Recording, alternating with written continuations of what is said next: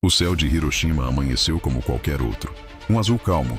Tão calmo que ninguém imaginaria que em poucos minutos aquele mesmo céu se abriria como uma ferida impossível de cicatrizar.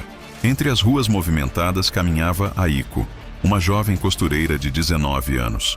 Ela segurava o tecido que terminaria naquela tarde, pensando em como a vida, apesar das dificuldades da guerra, ainda insistia em florescer.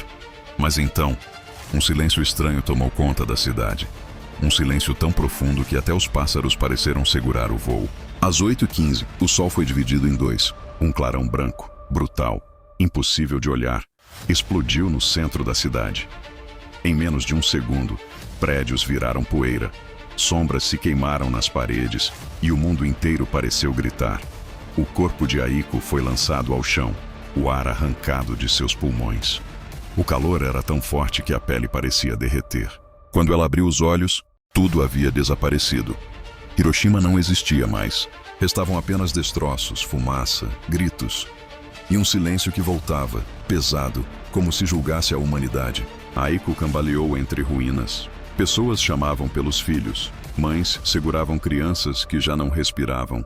Homens atravessavam as ruas sem saber que estavam queimados até os ossos. O céu, antes azul, agora era um véu negro. Um luto que se espalhava sem pedir permissão. 3 dias depois, em Nagasaki, a história se repetiu. Shinji, um professor de música, caminhava para casa quando viu no horizonte uma luz que não deveria existir. Ele pensou que fosse o fim do mundo, e para muitos ali, realmente foi. O som da explosão ecoou como um trovão amaldiçoado, e a cidade inteira se dobrou diante da força daquilo que o homem tinha criado, e jamais deveria ter criado.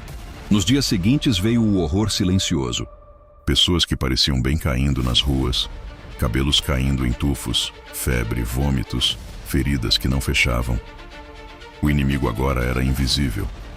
A radiação marcava cada corpo, cada respiração, cada futuro. E no meio desse sofrimento, uma pergunta ecoava entre os sobreviventes. Por quê? Por que tanto poder? Por que tanta destruição? Que vitória poderia nascer de um chão queimado, de vidas interrompidas, de cidades transformadas em fantasmas? Aiko e Shinji nunca se conheceram, mas foram unidos pela mesma tragédia e pela mesma certeza. O mundo jamais seria o mesmo depois daquele agosto. E enquanto os anos passaram, as cicatrizes continuaram ali, como um aviso silencioso.